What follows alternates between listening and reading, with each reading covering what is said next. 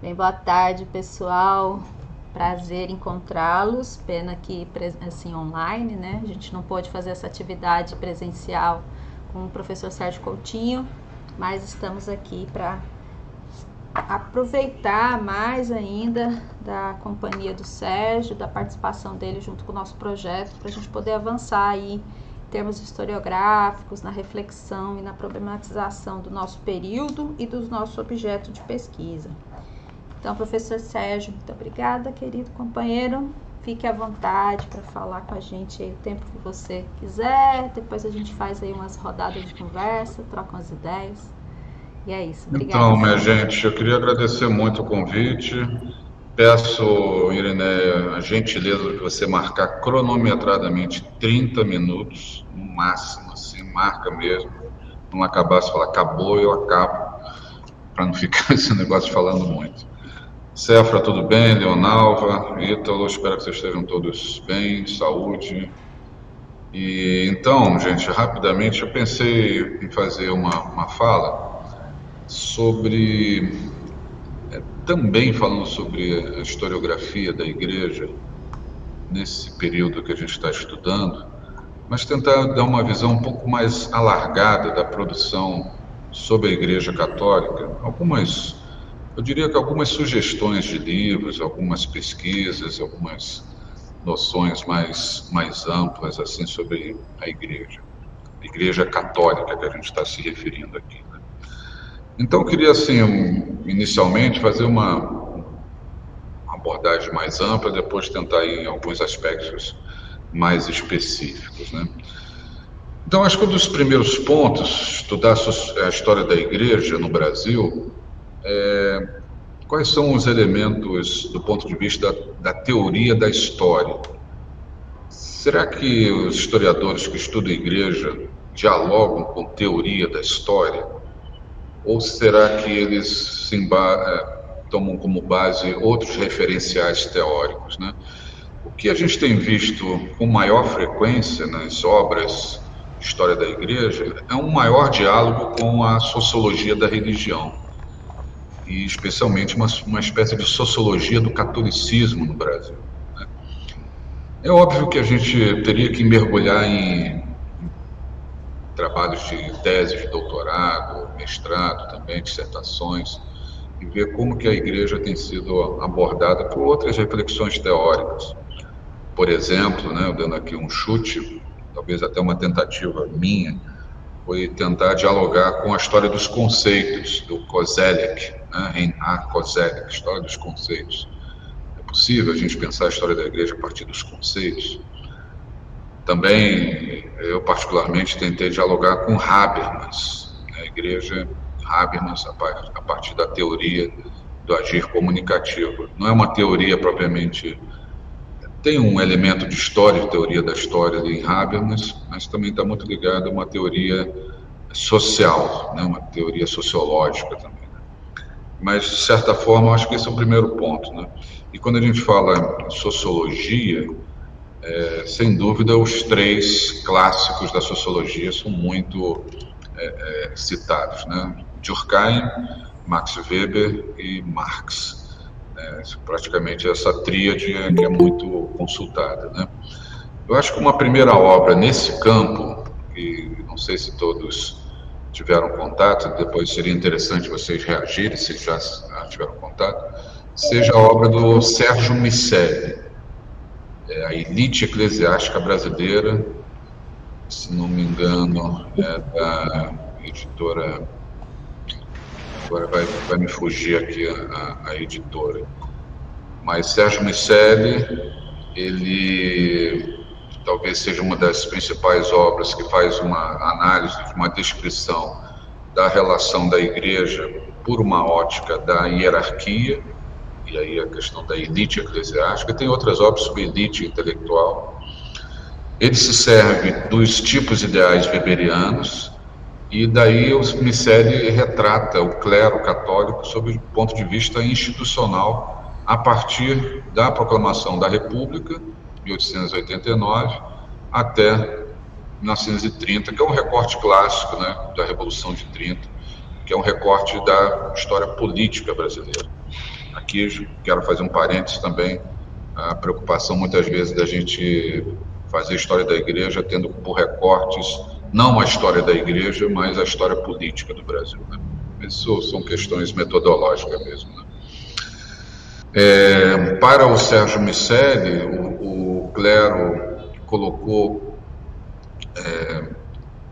o clero passou, a partir de 1889, por toda uma reestruturação organizacional, justamente provocada pela separação igreja-estado, pelo fim do padroado, e quando o Estado adota, né, o Estado laico, o Estado, né, sem religião, né, não religioso. E essa separação, ela foi, de certa forma, apenas aparente, porque o Estado continuou tutelando muitas vezes a igreja, né? Alguns historiadores falam, inclusive, de uma espécie de uma concordata moral entre o Estado brasileiro, especialmente a partir de 30, né? Mas nesse período de 1889 a 1930, o Sérgio Miceli vai mostrar, por exemplo, a criação de diversas dioceses no Brasil. O Brasil salta de 12 dioceses e para o final dos anos 30 já tem quase que 200 dioceses. É um trabalho realmente hercúleo de criação de dioceses, e quem são os escolhidos para serem bispos, né? Aí tem toda uma formação ligada à aristocracia local, às famílias de coronéis, né, da nossa oligarquia brasileira, né?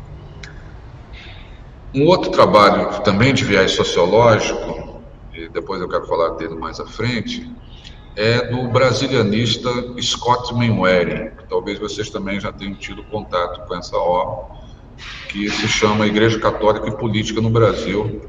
É uma obra de 1989, e ele faz um percurso longo que vai de 1916 até 1985. É quase que uma referência obrigatória, né? Eu espero que vocês tenham tido contato com esse texto, tá? Do Scott Mainwaring. Ele aborda, né, pesquisas que mostram a relação entre o Estado e a Igreja nesse período longo de 16 a 85, né, e justamente indo até o final do governo militar. 16, se não me engano, por conta da carta pastoral de Dom Leme, ainda como bispo, arcebispo de Olinda, Recife, uma carta pastoral muito importante que vai fazê-lo projetar como arcebispo do Rio de Janeiro e cardeal do Rio de Janeiro, Dom Sebastião Leme, né, até 85, o fim da ditadura. A análise é uma tensão que ele coloca entre a igreja e a política, e essa análise, de fato, não é nova, né? A gente encontra esse tipo de análise em muitos outros textos que abordam a relação entre igreja e Estado, seja no campo do direito, seja no campo mais sociológico, seja no campo da ciência política.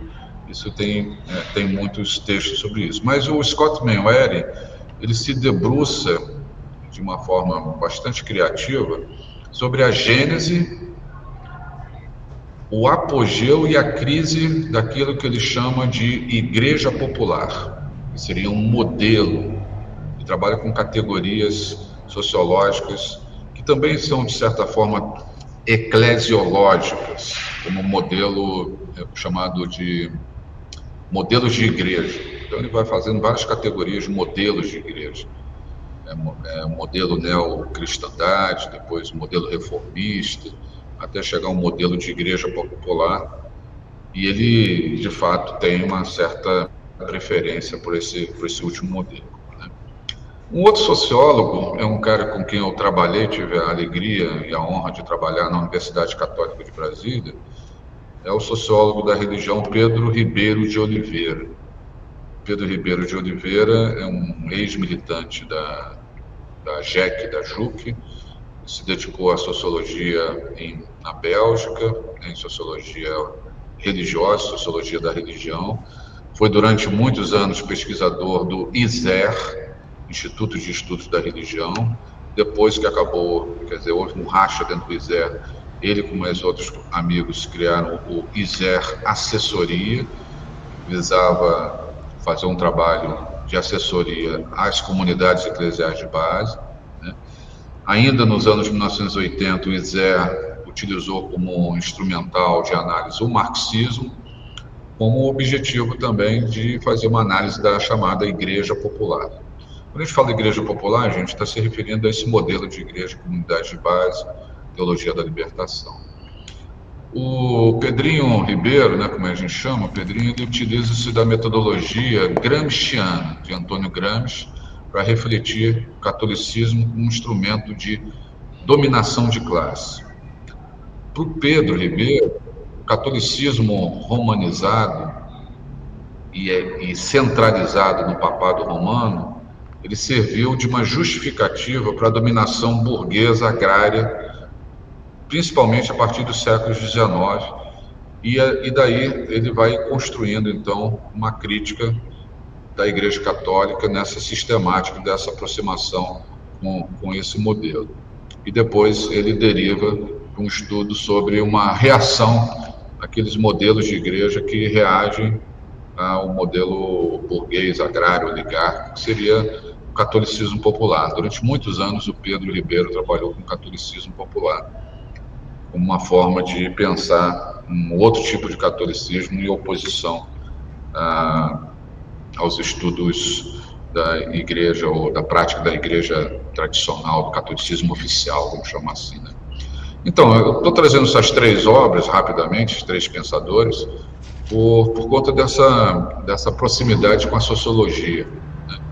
Então, uma sociologia mais voltada para o sistema mais weberiana, né, da burocracia, uma sociologia mais voltada para a análise institucional, do Manwaring, e uma sociologia mais marxista, dessas tensões entre grupos burgueses versus grupos populares, vamos dizer assim, né? Essa seria assim, uma visão já ponto de partida.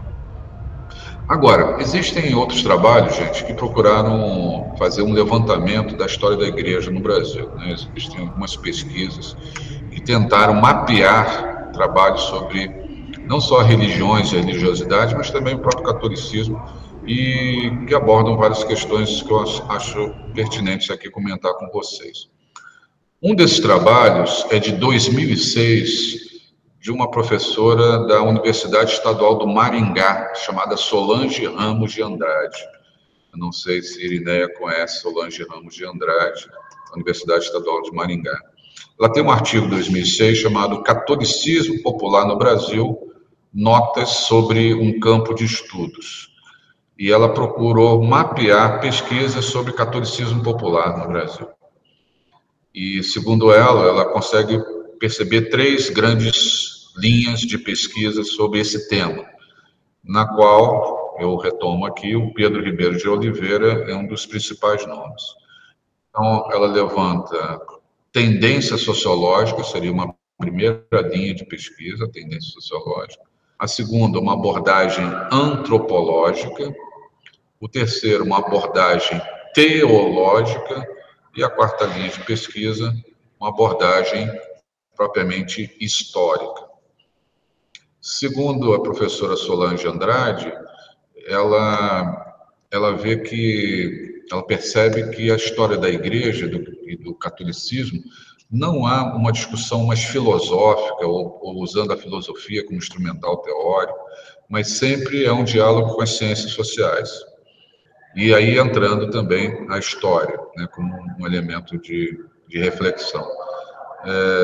A filosofia, vamos dizer assim, mais no campo metafísico, tudo isso não tem sido utilizado nos estudos.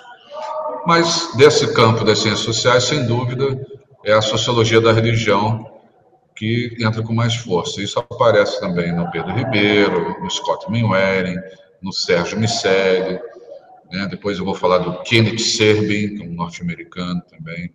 Então, o diálogo com Gramsci, com Marx, com Max Weber, né? Eu acho que é muito forte nesse uso para entender não só o fenômeno religioso, mas as suas organizações sociais, a relação com a própria estrutura eclesiástica, né?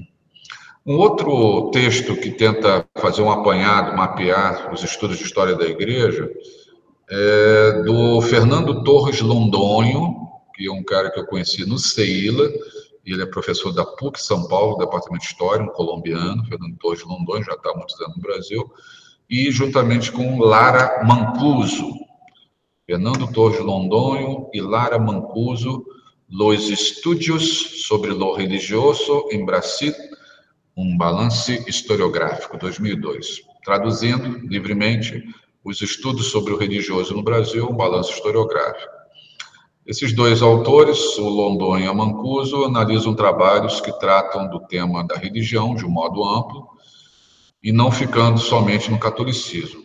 Mas, retornando ao século XIX, Londonho e Mancuso apontam lá para a criação do Instituto Histórico e Geográfico Brasileiro, em 1838, como um marco, vamos dizer, institucional, do início das pesquisas de história da religião no Brasil. E, nesse momento, ainda entendido apenas como estudos sobre o catolicismo, que era a religião oficial do Brasil naquele período do Segundo Reinado, né? Londonho e Mancuso, elas reconhecem que a partir dos anos 1950, ou seja, quase 100 anos depois, do Instituto Histórico e Geográfico, que cresceu o interesse pelos estudos da religião no Brasil. Eles fazem também uma classificação de linhas de investigação, de pesquisa ou de debates que conseguem fazer nesse mapeamento. Primeiro, história produzida dentro da igreja, né, por religiosos ou por padres, especialmente jesuítas. Essa é só a primeira linha de pesquisa, história produzida por membros da igreja. Segundo, é o enfoque socioantropológico, algo que já tinha sido notado na outra mapeamento. Terceiro, a história da igreja a partir da perspectiva dos pobres. Aí já tem uma pegada diferente a partir dos anos 1950. Uma quarta linha seria a chamada religiosidade popular no Brasil colonial e também para além do Brasil colonial, que é um enfoque mais culturalista, mais antropológico sobre o catolicismo e a própria religião. E o último linha que eles percebem de temas é a relação entre igreja, Estado, igreja e política. Tá? Esse é o levantamento que Londonho e Mancuso fazem a partir de 1950 em termos de pesquisa sobre a igreja.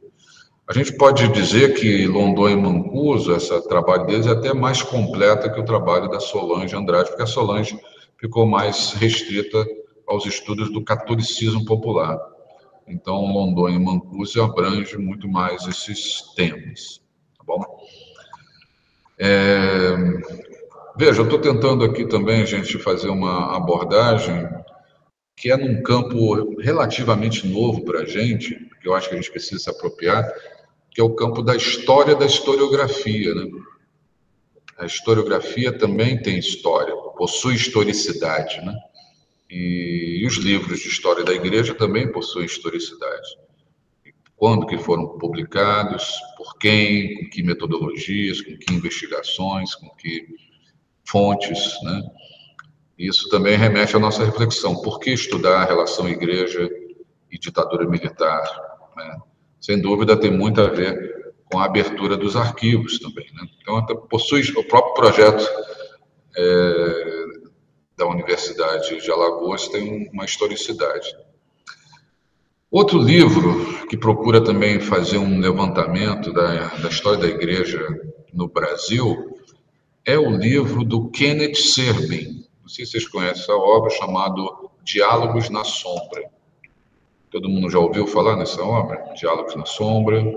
Se não ouviram falar, precisam ter nessa biblioteca de vocês essa obra. Kenneth Serbin, um historiador norte-americano, faz um estudo interessante sobre as relações da igreja e a ditadura militar propriamente dito.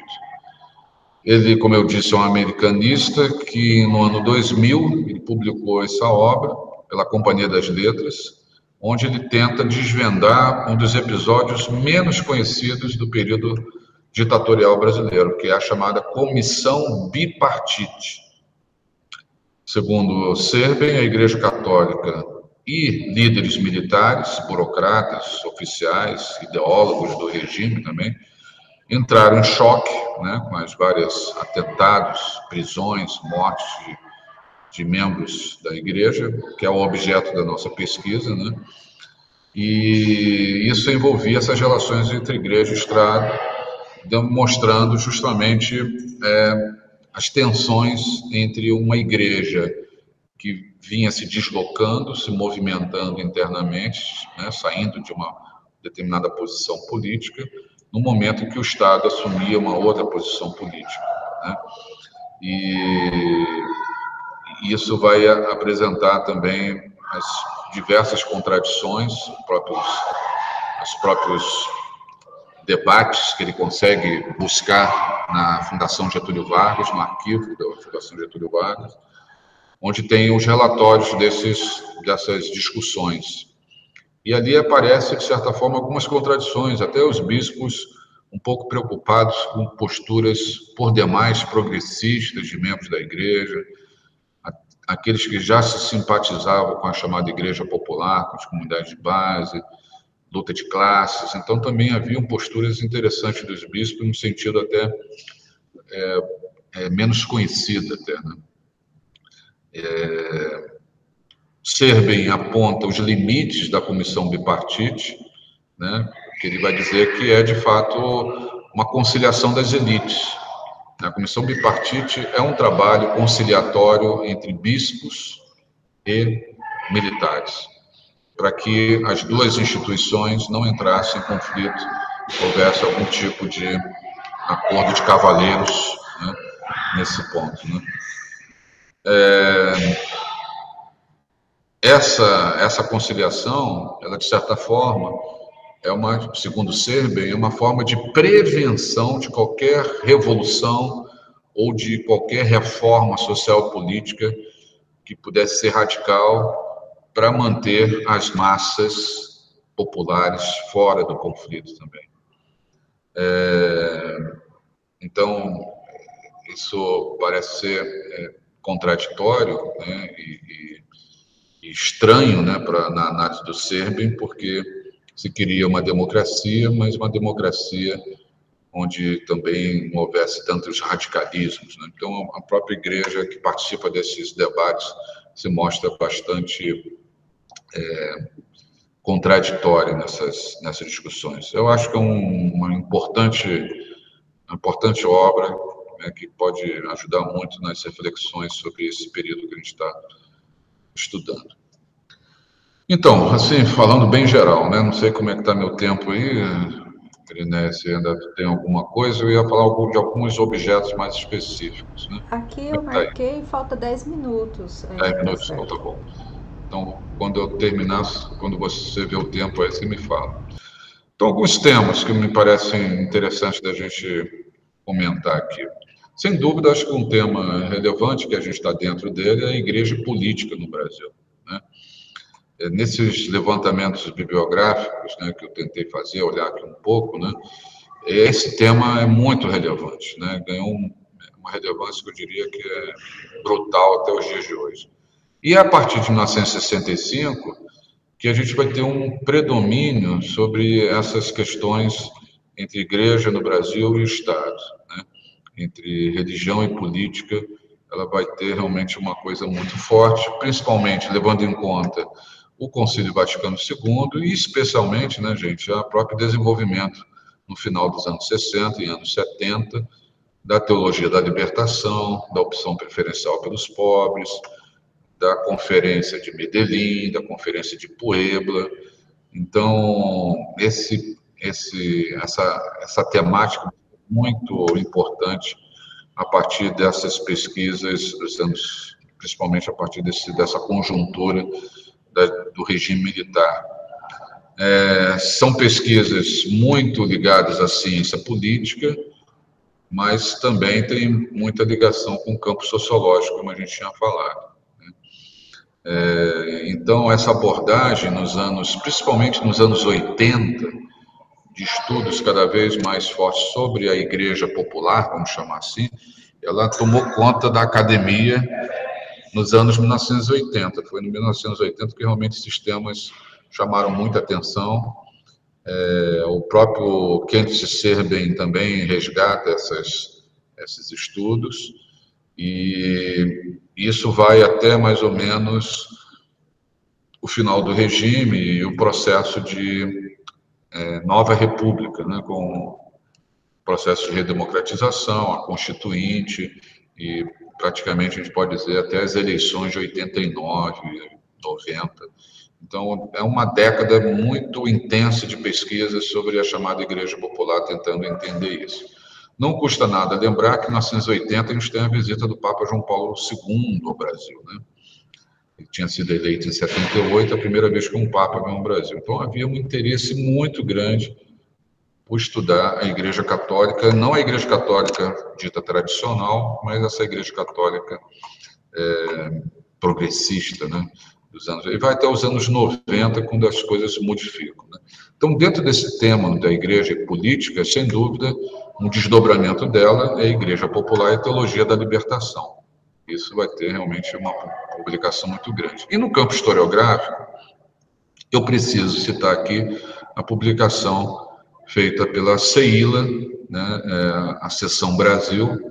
CEILA foi fundada em 73, a Comissão de Estudos em História da Igreja na América Latina, muito inspirada na Teologia da Libertação, pelo Henrique Dussel. E depois no Brasil, a Seção Brasil foi criada em 74 por um padre que estudava História, professor de História da Igreja no Recife, o belga Eduardo Runert. A Seção Brasil escreveu 2 volumes para uma grande coleção chamada História Geral da Igreja na América Latina e Caribe, e 2 volumes, deveriam ser 3, acho que saiu o 3º depois, que é a História da Igreja no Brasil, os tomos 1, 2 e o 2.2, pela editora Vozes, de Petrópolis, que conta ou desenvolve uma história a partir do povo.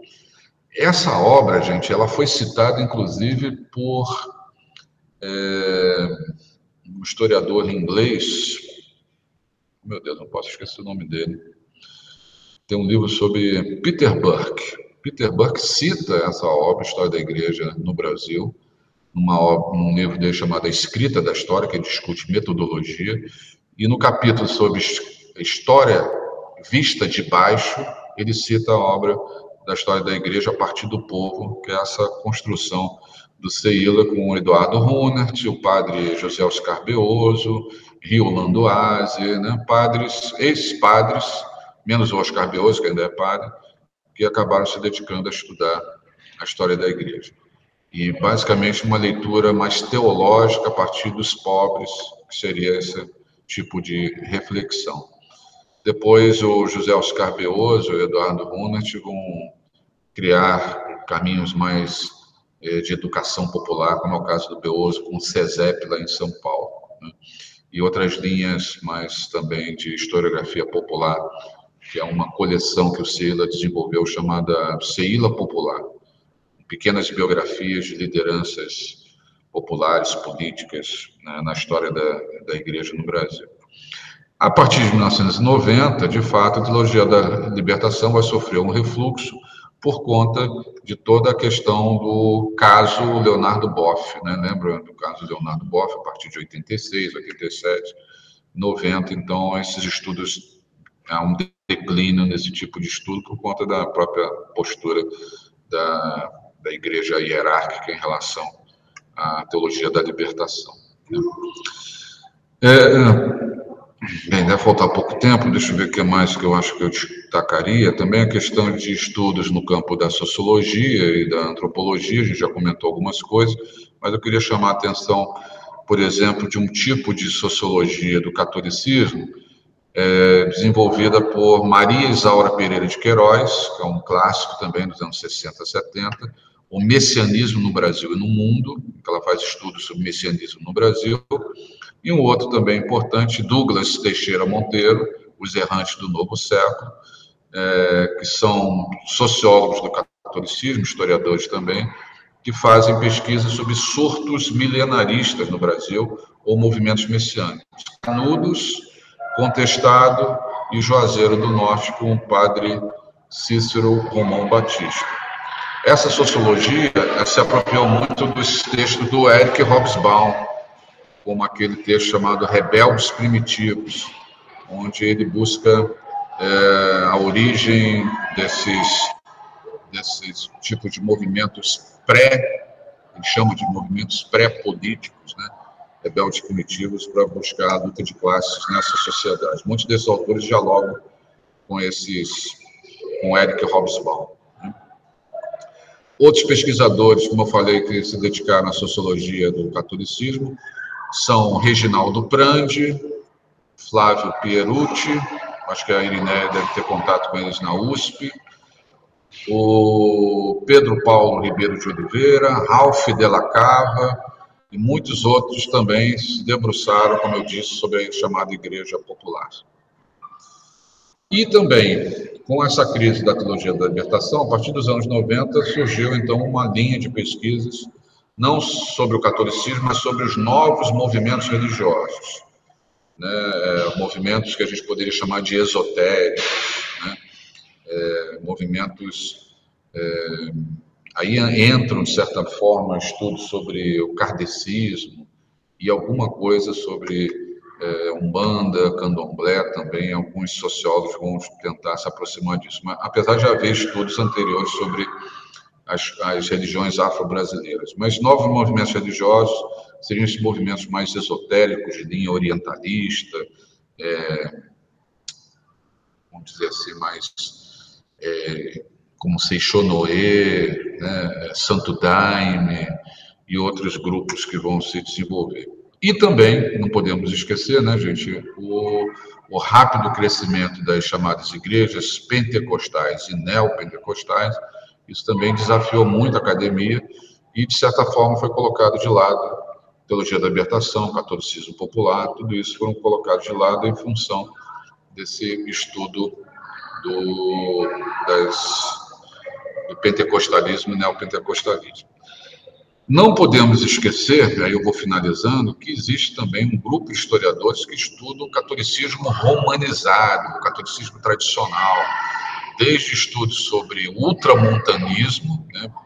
Historiadores que se debruçaram sobre a igreja do século XIX, os ultramontanos, e a romanização, né, que se fala do século XIX, bispos e padres, né, nesse movimento ultramontano, como também recente, né, os católicos mais conservadores e reacionários, como estudos ligados à tradição, família e propriedade, né, e também estudos sobre esses grupos no Concílio Vaticano II. Estou me lembrando aqui do Rodrigo Caldeira, né, Cop Caldeira, lá da Federal, da PUC, Minas Gerais, né. Tem também, como é que é o nome dela? Irineia, lá, Gisele Zanotto, que também vem estudando a TFP, exatamente. Então, isso também vem crescendo.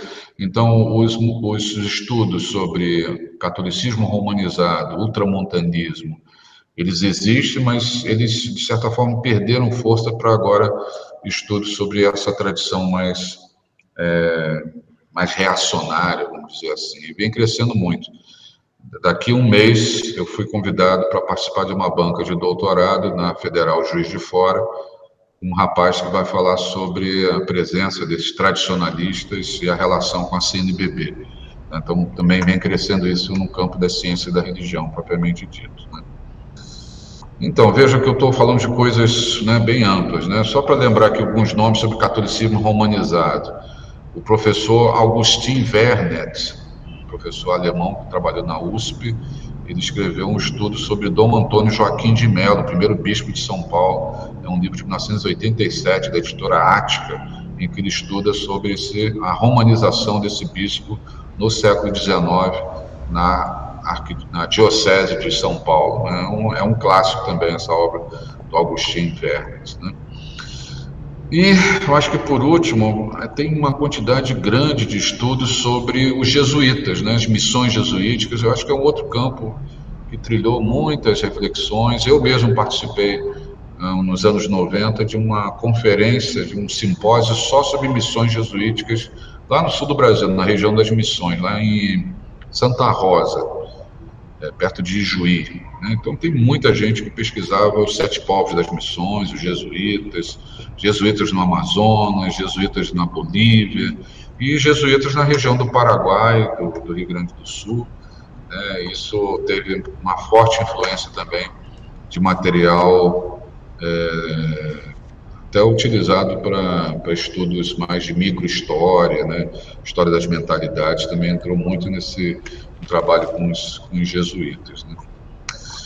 E eu acho que é o último ponto mesmo agora são os brasilianistas, que também tiveram, né? Eu falei muito aí do Scott Manwaring e do Kenneth Serben, mas a gente tem que lembrar que, em termos de brasilianista, a gente tem o Thomas Skidmore, que escreveu sobre de Getúlio a Castelo, né? E o Kenneth Maxwell, que falou sobre a devassa da devassa, que é um estudo sobre a Inconfidência Mineira, mas todos eles, de certa forma, tiveram temáticas ligadas à Igreja Católica.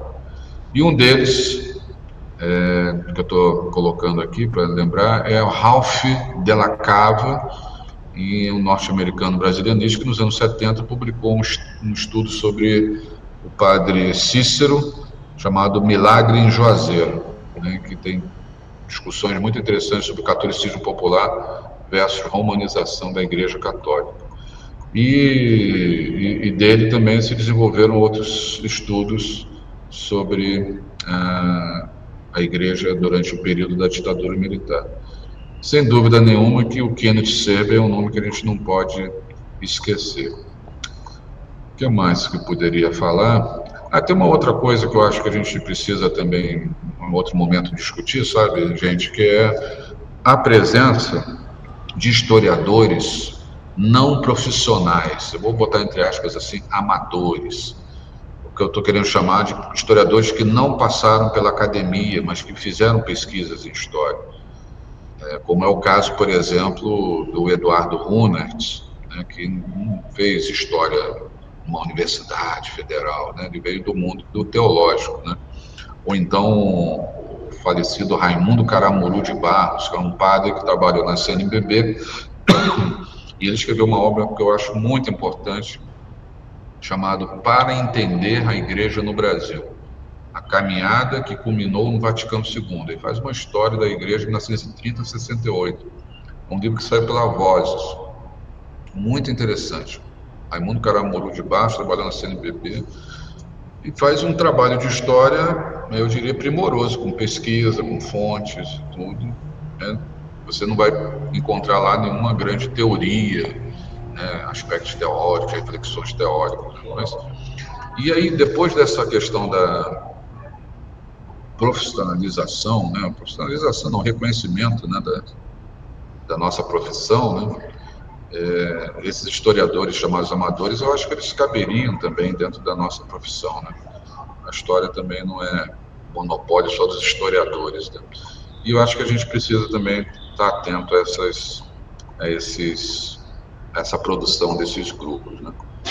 Bem, aí teria outras coisas que eu tinha pensado em falar, mas acho que vai ficar muito extenso de outros temas sobre igreja, feminismo, igreja e educação, igreja e discriminação, também Inquisição no Brasil, então missões religiosas, vida religiosa, tudo isso são subtemas que de certa forma estão relacionados a essa perspectiva que eu trouxe aqui de pensar grandes temas da história da igreja, várias possibilidades de leitura e pesquisa.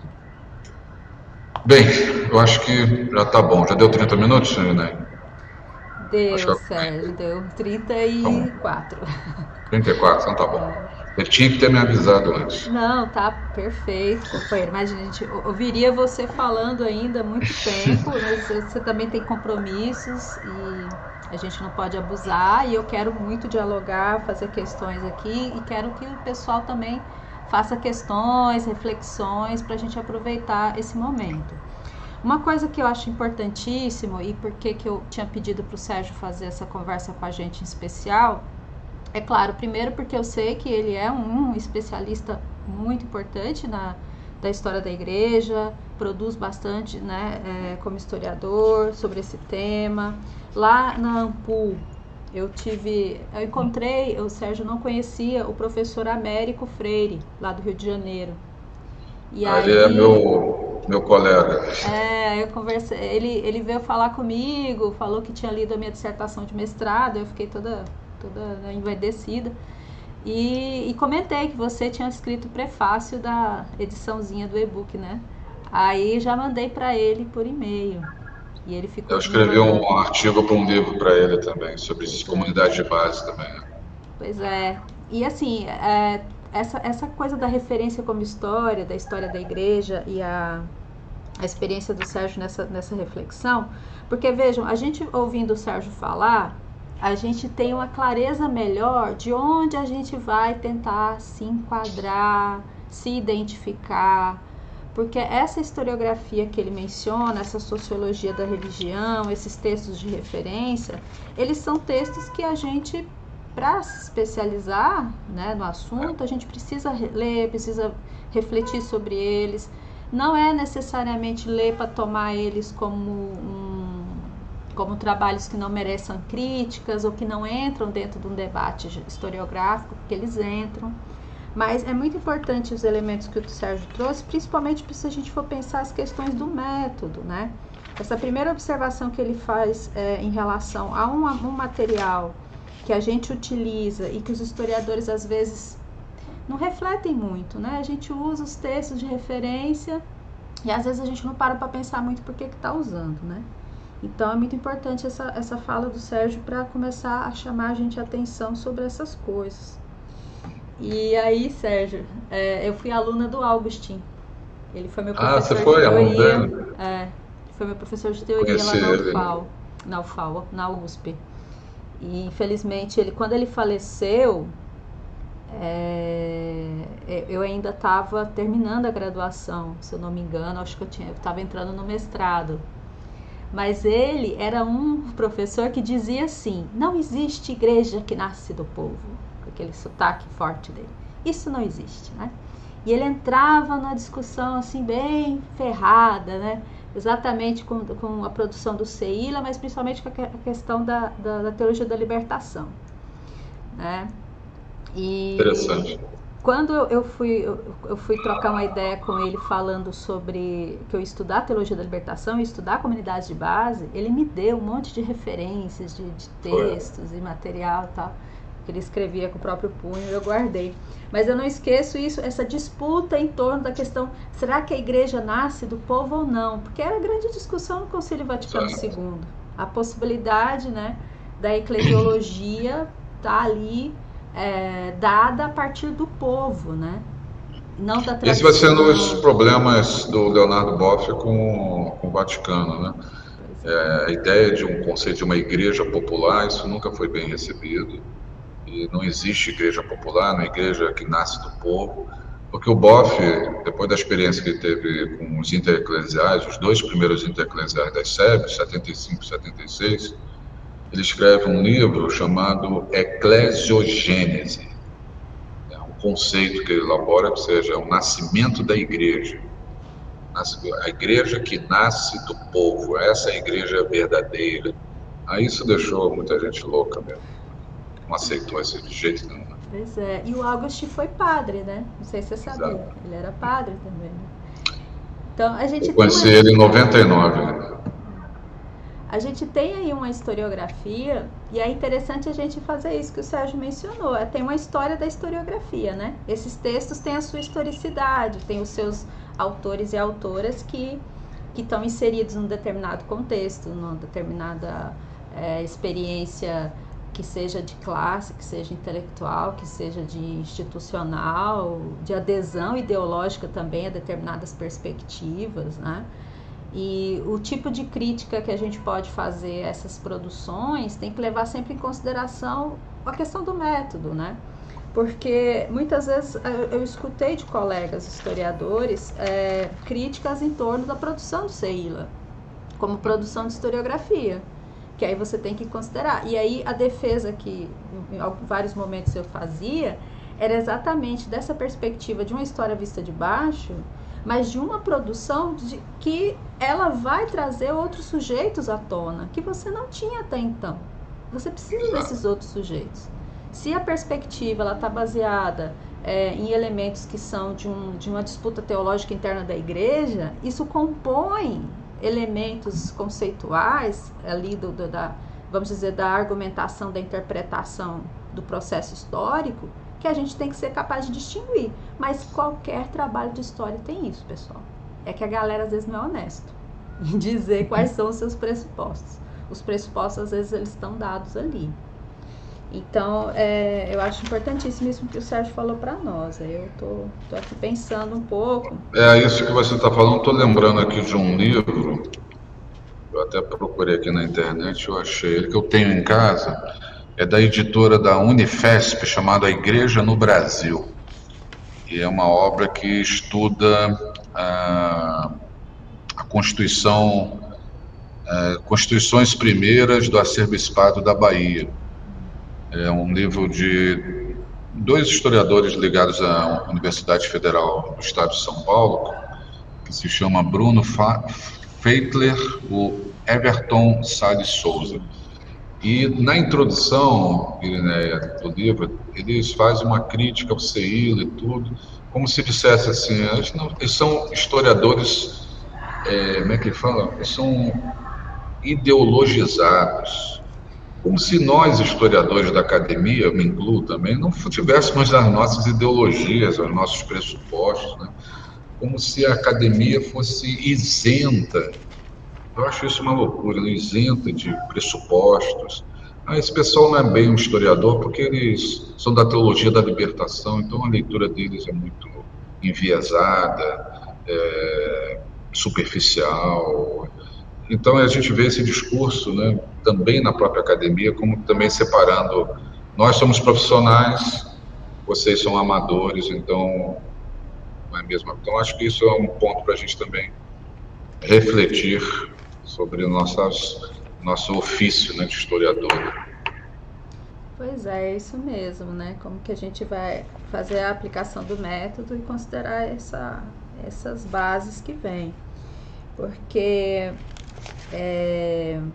eu tinha anotado aqui, eu lembrei daquele outro historiador, Sérgio, Dilermando Vieira, que também é padre, não é?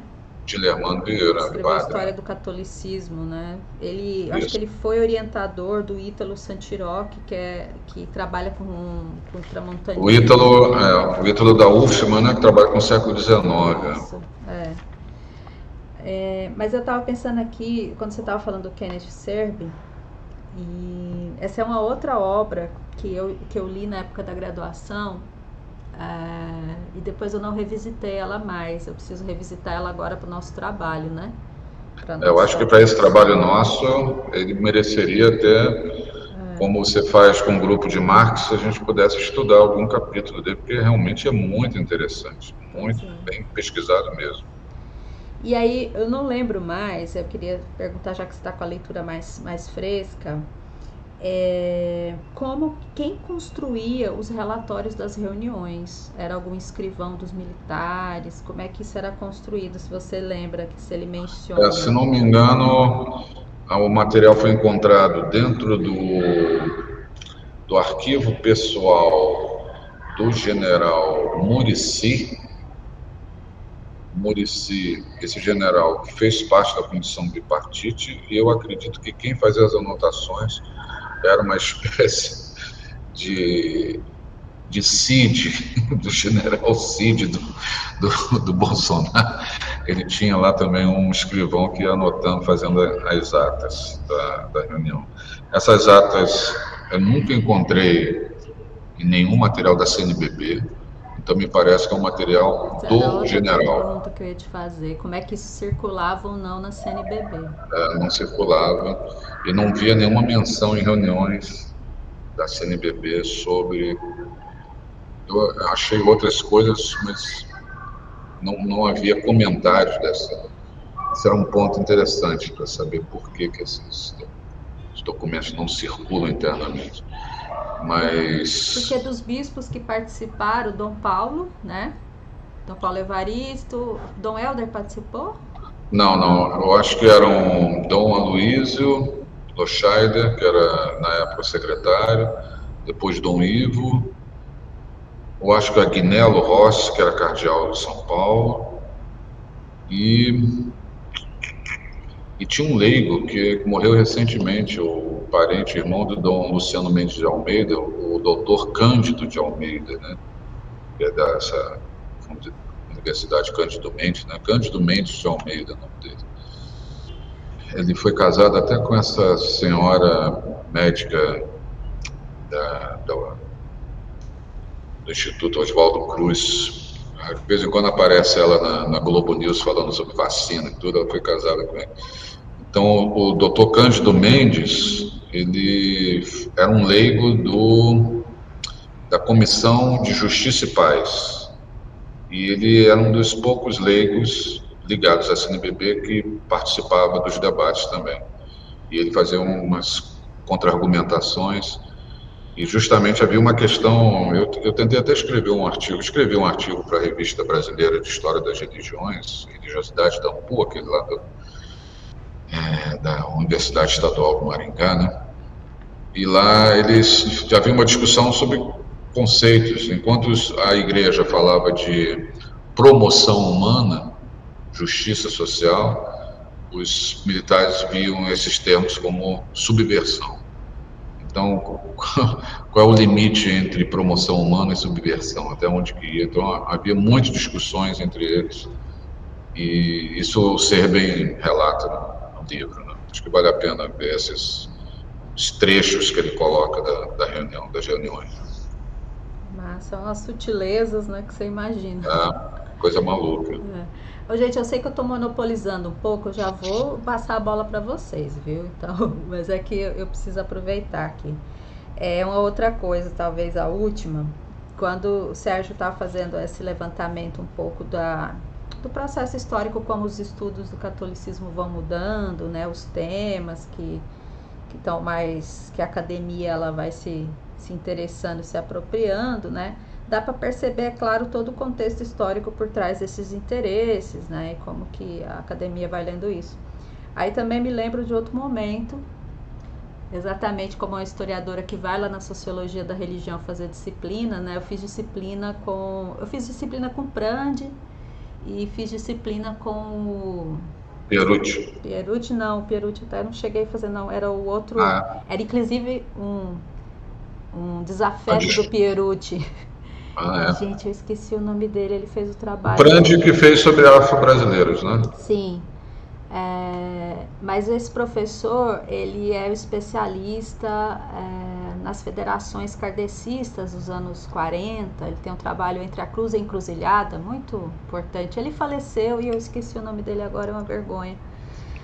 E ele era também sociólogo weberiano, e quando eu fui lá na disciplina dele e apresentei o meu tema, que era SEBS e Teologia da Libertação, ele disse que meu tema estava fora de moda. Fora de moda. Fora de moda. E aí eu falava, professor, eu acho que na sociologia, porque na história ainda não está fora de moda, gente. João Marcos Bigon. Não era, não. É outro. Entre a cruz e a encruzilhada. Aqui tem, entre a cruz e a encruzilhada que eu encontrei aqui, que é a comunidade negra evangélica, as propostas decoloniais, não é isso? Eu vou lembrar, gente, é porque talvez ele não quisesse que eu falasse dele. E eu tô aqui falando. Mas, enfim, eu lembro disso porque Aulísias Negrão. Exatamente, Aulísias Negrão. Veja como. Aulísias Negrão. É o mesmo, isso mesmo. O nome dele. Ele tem um grande debate com o Pierucci a respeito das interpretações de Weber. Perfeito. Né? Eu lembro dele, sociólogo. E, enfim, e isso demonstra um pouco como que essa recepção dos temas, né, na academia, ela não reflete uma realidade social necessariamente. Quer dizer, a gente tem tanto que a gente tem demanda reprimida de questões, de problemas na nossa sociedade, e que é preciso muita luta dos movimentos sociais ou dos movimentos por direitos, como a questão LGBTQIA+, ou mesmo os temas do feminismo, né? O Sérgio foi trazendo aqui os outros temas, né? a questão do feminismo, da educação, os problemas de discriminação. Por exemplo, as pesquisas sobre vida religiosa feminina, né, começaram a ter mais agora recentemente, inclusive o trabalho daquela moça com as freiras na ditadura, né? Exato. E, então a gente vê que a academia, na verdade, ela tem um passo lento para começar a fazer uma recepção melhor de questões que estão a ver com a demanda social, mas que tem a ver também acho que com as disputas do espaço público que as religiões elas fazem e realizam, né?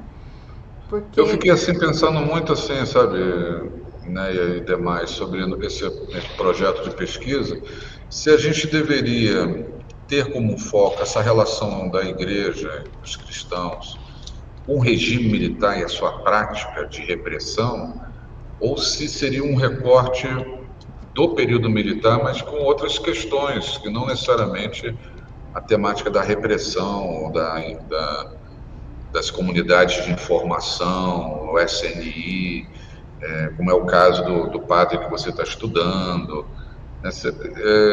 Como pensar esse período que é do regime militar, mas não necessariamente discutir somente a vigilância e a tensão entre igreja e regime, se a gente poderia pensar também em outras coisas. Então, os padres canadenses, né? É interessante saber desse período como é que eles atuaram. Pode ter ou não relação com o regime militar propriamente dito de intervenção, mas eu acho que isso é um ponto que a gente poderia deixar mais esclarecido também, não sei, né? Não sei como é que você pensa isso. Não, acho que sim, é uma coisa que a gente já está percebendo que aquele recorte inicial, ele já não vai dar para ser só ele, né? A gente vai avançar alguma coisa ali dos anos 80, a gente acabou indo um pouquinho antes também, porque teve a necessidade de olhar um pouquinho ali o período fim dos anos 50, pré-golpe, né? Então a coisa tem, acho que dá assim para a gente ser mais flexíveis, inclusive para poder expressar melhor realmente o que a gente tem trabalhado, né? Mas eu vou parar de falar para ver se esses meninos falam. Então, Marcelo, Séfora, Léo e Ítalo, por favor, manifestem-se.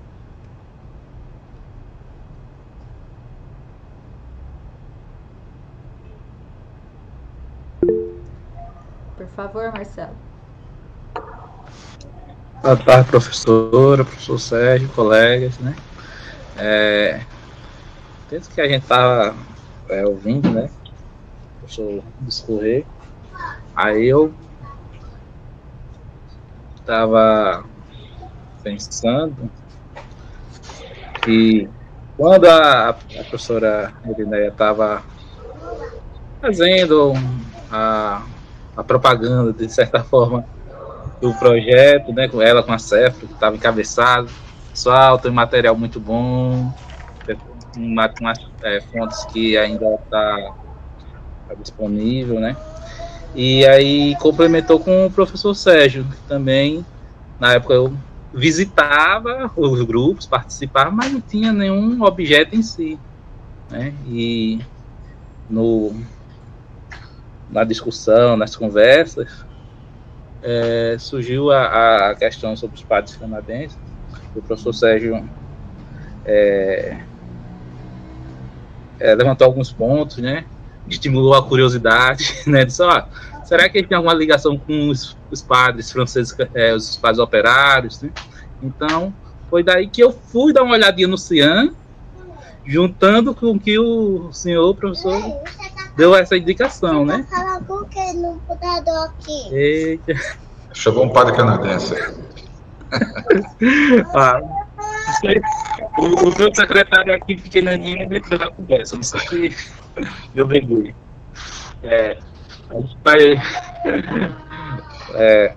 Mas, assim,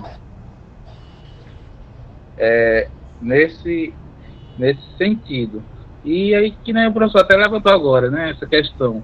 Quando eu vim ver a questão sobre os padres canadenses, aí eu percebi que ele é bem mais extensivo, né, bem mais amplo, né, e a atuação deles, colhendo alguns depoimentos, coisa do tipo, eu percebi que a questão da ditadura, do regime na época, foi algo que se impôs, mas não foi algo que, por exemplo, eles tinham o receio de vir para cá, né? No início, tinham receio, porque era um regime autoritário, e até tem relatos do padre Donald, né, falecido, né, e que ele dizia, ó, a gente tinha até que pesar o que falar, né, porque não sabia se estava sendo gravado, né, e o fato que mostrou que acontecia essa vigilância, e até assim, a princípio me surpreendeu, porque eu imaginei, ó, uma cidade do interior, uma paróquia e tal, lá longe, no meio da zona da mata, qual era a repercussão que isso poderia ter, né? E aí a gente vai vendo, conforme vai aprofundando e ampliando os estudos, que isso ressoava até o regime, né? Em questão do monitoramento. Mas aí que o professor bem levantou. E essa atuação deles foi tão forte, tão impactante, porque além deles, aí tem a questão, tem outras questões, por exemplo, não foi só os padres que vieram os freiras, né? Vieram leigos, né, que participaram, e eles atuaram tanto, né, dentro das comunidades. Aí agora eu percebi, consultando alguma documentação, que eles atuaram aqui, atuaram em São José da Laje, em Bateguara. Em Bateguara, inclusive, não tinha paróquia. E o padre Lés, ele organizou a paróquia, organizou os leigos na década de 90, início da década de 90, para constituir a paróquia.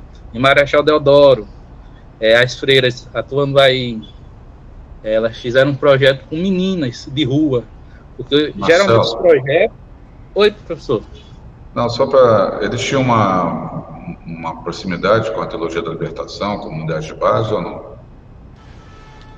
Professor, é isso que eu tenho, assim, me deparado, porque eu não perguntei isso diretamente ao padre Emílio, que eu troquei alguns e-mails com ele, não perguntei, professor, padre, vocês eram adeptos? O que eu tenho percebido, aí eu não sei, ainda não consegui filtrar se é uma representação.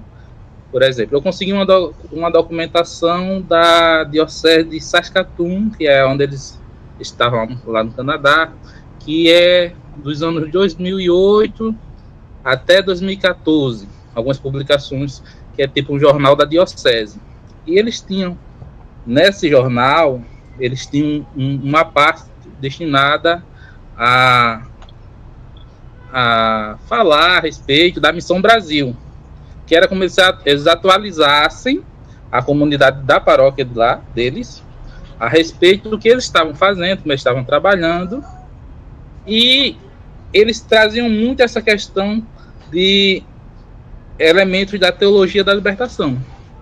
Coisa que me surpreendeu, porque eu achei que era algo estritamente mais ligado à questão de uma igreja no Brasil, no Nordeste, né?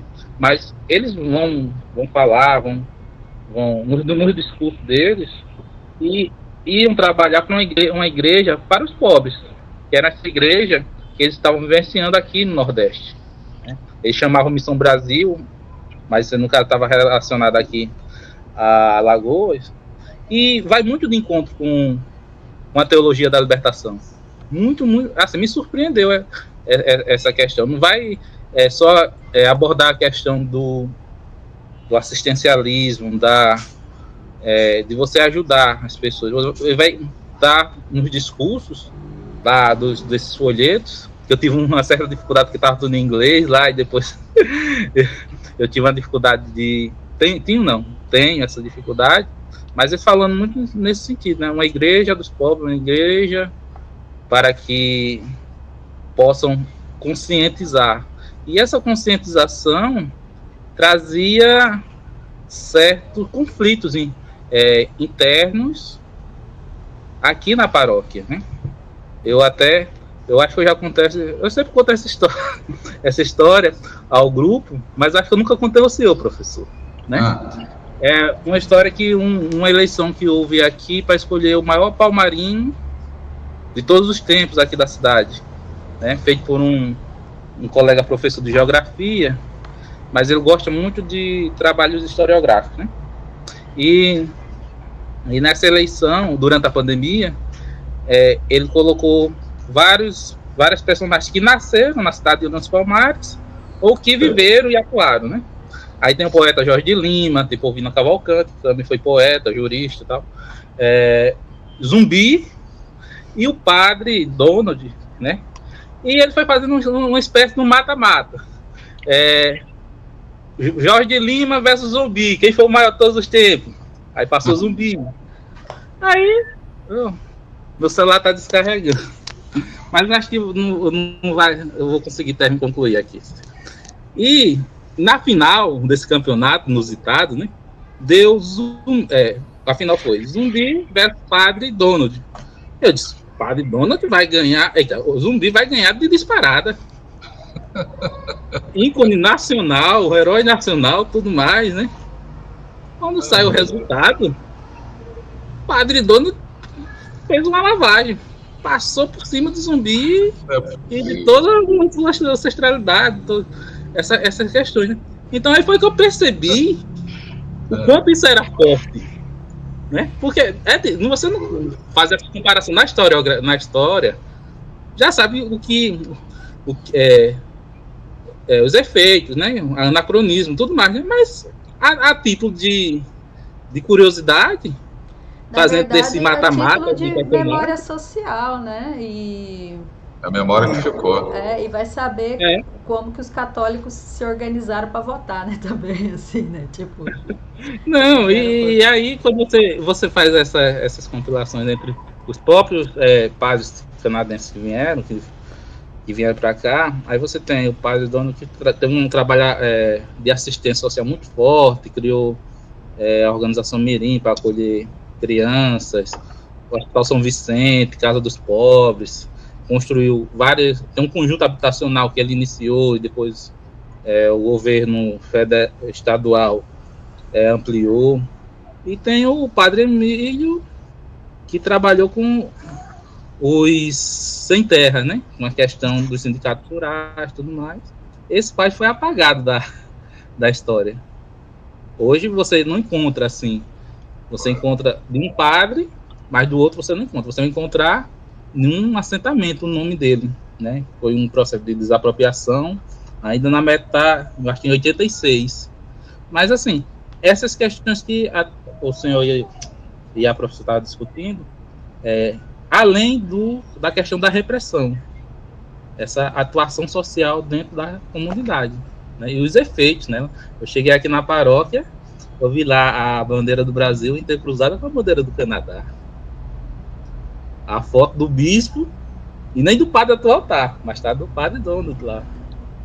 Então, essas questões, né? Tudo mais, né? E até o pessoal diz, houve um declínio do número de praticantes do catolicismo em relação às religiões evangélicas após a saída do padre, né? Foi em 2002 que a missão praticamente acaba assim, eles voltaram para a diocese lá no Canadá e ficaram apenas em Marechal até 2008. Aí, em 2008 voltaram as últimas 4 freiras que trabalhavam, né? E foram 50 anos da missão, né, canadense. Mas aí eu queria uma dica do professor Coutinho, já que da última vez ele deu, me foi feliz. Eu queria, ou da professora também, uma bibliografia ou indicação. Eu estava pensando muito nessa questão do padre estrangeiro, esse padre missionário, para esse trabalho, porque eles não vão vir apenas para a América Latina, Brasil, Nordeste, com a questão do Vaticano II. Eles já atuavam antes, né? Mas num fluxo bem menor. Aí eu estava tendo dificuldade de encontrar, eu não estava sabendo procurar no local certo, uma bibliografia que me ajudasse a trabalhar com essa questão missionária desses padres no século XX, né? Além a obra do professor Montenegro, né? É uma obra, é um e-book, onde ele tem depoimentos de padres que vieram pelo sistema, pelo programa de Fidei Donum. Eu tenho essa obra em e-book. Como é que se chama? O Marcelo tem também. Outra- Ele está pedindo a dica, É, mas ele não leu o travessia, livro. né? gente. Não, travessias. Travessias. Eu tava pensando algo assim, um pouco além. Pouco Porque- além disso. Um pouco além. Porque trabalha muito com pelo menos esse que eu peguei e li aqui, ele trabalha muito com relatos, memória, né? A questão da missão, mas eu queria algo um pouco mais assim, porque eu conseguisse ver a regularidade com que esses missionários vinham para o Brasil, sem ser através das encíclicas, porque eles sempre atuaram, né?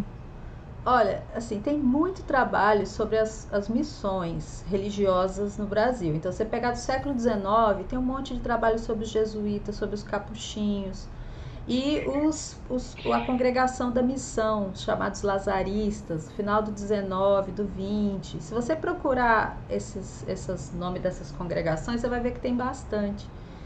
Eu não sei, o Sérgio talvez vai saber, se talvez tenha algum trabalho sobre a missionarização no Brasil, as missões no Brasil. Se você coloca as missões, vai aparecer missão capuchinha, missão jesuíta, missão, vários. Eu acho que eu tenho, cara, um livro sobre a recepção do Vaticano II no Canadá.